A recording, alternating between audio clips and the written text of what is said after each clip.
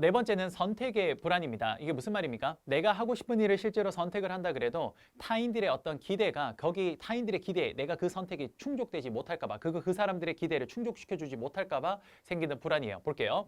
자신이 하고 싶은 일과 타인이 기대하는 일이 다를 경우 진로 선택에서 불안과 갈등을 느낍니다. 특히 자신이 하고 싶어하는 일과 타인이 기대하는 일이 다를 경우 불안과 갈등을 심하게 느끼죠. 뭡니까? 이런 겁니다.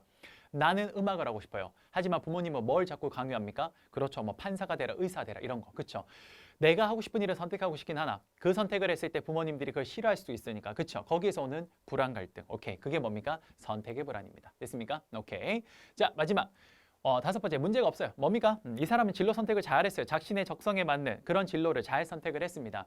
근데 단지 뭡니까? 그렇죠. 내가 이게 맞는지를 그냥 상대방한테 확인받고 싶은 거예요. 그게 바로 문제가 없음, 확신의 결여라고 합니다. 볼게요. 내담자가 현실적인 직업 선택을 하고, 저 말이 무슨 말입니까? 내담자 적성과 자신의 능력에 맞는 아주 적합한 선택을 잘했다라는 거죠. 그렇게 하고도 자신의 선택에 대한 확신이 부족했을 때 상담을 원하는 경우다. 그때는 뭡니까? 그냥 우쭈쭈 해주는 거죠. 그렇죠. 그래서 선택을 하였으나 확신을 갖지 못하고 타인들로부터 확인을 구하는 겁니다. 됐습니까? 오케이. 자, 역시 본인의 요 5가지 유형도 반드시 기억하겠습니다. 됐습니까? 오케이. 암기 하나 하도록 하죠. 자, 마지막으로 크라이티스 분류도 역시 기억을 해야 됩니다. 크라이티스는 이렇게 합니다. 크라이티스는 내담자들이 직업을 선택할 때 발생하는 문제를 총 3가지로 분류를 합니다. 그게 뭐냐면 적응성, 그 다음에 2번째 결정성, 세 번째 현실성이 되는데요. 그걸 다시 세부적으로 해서 총 7가지로 분류를 합니다. 그래서 한번 볼게요. 자, 뒤쪽에 한 번 더 나올 거예요. 크라이티스는 다 볼게요. 적응성. 자, 적응성은 크게 2가지입니다. 적응형과 부적응형인데요. 뭡니까? 적응형은 흥미와 적성이 일치하는 것. 부적응형은 당연히 일치하지 않는 것. 그렇죠? 쉬워요. 오케이. 이것도 별표하고 암기해야 돼요. 그다음 결정성은 뭡니까? 요거 시험에 아주 잘 나오죠. 다재다능형과 우유부단형. 요거 실제 시험에 아주 잘 나오는 겁니다. 키워드가 있어요. 뭡니까? 다재다능형은 뭡니까? 이거예요. 재능과 재능이 많아서 흥미와 적성에 맞는 직업 사이에서 결정을 내리지 못한 유형인데 거의 대부분 키워드가 재능이 많다라는 게 나올 겁니다. 이것저것 잘하는 게 많으니까 내가 도대체 뭘 해야 될지를 모르는 거죠. 너무 잘나도 문제죠. 그래요.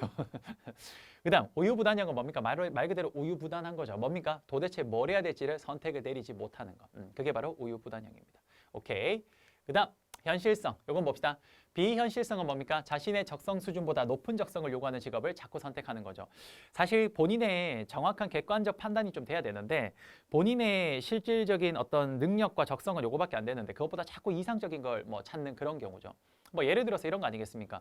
본인은 상당히 좀 감성적이고 굉장히 뭐랄까요? 좀 감성적이면서 굉장히 좀 이렇게 좀 따뜻한 어떤 마음씨를 가지고 있는 좀 혹은 약간 정에 좀 약한 이런 약간 그 성향의 사람인데 그런 사람이 자신의 적성에 맞지 않는 전혀 상관없는 굉장히 냉철하면서 차가운 어떤 그런 적성이 요구되는 거. 뭐 대표적으로 이런 게 있겠죠. 감성적이면서 굉장히 따뜻한 느낌의 사람이 증권가로 들어간다? 힘들 겁니다. 은행가로 들어간다? 금융권이 굉장히 냉철하거든요. 그렇죠? 그렇기 때문에 그런 쪽은 조금 그렇죠. 어렵다고 볼 수 있겠네요. 그렇죠? 그런 게 비현실형. 됐습니까? 그 다음 2번째 강압형. 적성 때문에 직업을 선택을 했지만 그 직업에 흥미가 없는 유형입니다. 그 대표적으로 이런 경우죠. 제가 아는 친구놈 하나가 그 친구가 이제 공부를 굉장히 잘해서 우리나라에서 이과에서 공부 잘하면 빤하지 않습니까? 어딥니까? 의대 아닙니까? 그렇죠? 공부를 굉장히 잘해요. 그리고 공부를 잘하고 실제로 공부를 좋아하는 친구긴 했습니다. 근데 어쨌든 높은 성적을 받았으니까 그걸 가지고 어디 다른 데 가기는 좀 그래서 의대를 간 거죠. 근데 막상 의대를 갔더니 어떻냐? 너무 안 맞는 거야. 본인 적성이랑. 피를 보는데 기절할 것 같고 너무 힘든 거예요. 뭐 시체 보고 이런 게 너무 힘든 거죠. 그렇죠?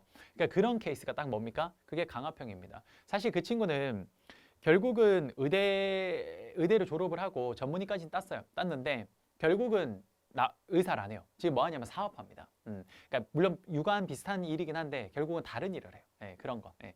그게 강압형 아니겠습니까? 그렇죠? 그다음 마지막 불충족형은 뭡니까? 흥미와 일치하지만 자신의 적성 수준보다 낮은 적성을 요구하는 직업을 선택하는 겁니다. 무슨 말이냐면 이런 거죠.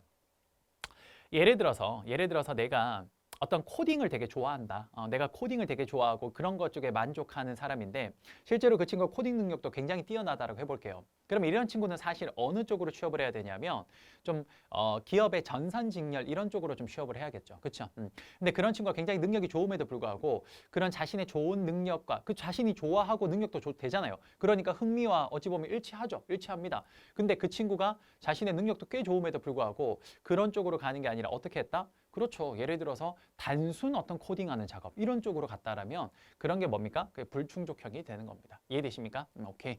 자, 여러분 우리 크라이티스 요거 세 가지, 크라이티스의 요 세 가지 꼭 기억하겠습니다. 적응성과 그 다음에 결정성과 마지막 현실성 요 세 가지 그리고 세부적으로 7가지 꼭 기억하겠습니다. 오케이? 됐어요.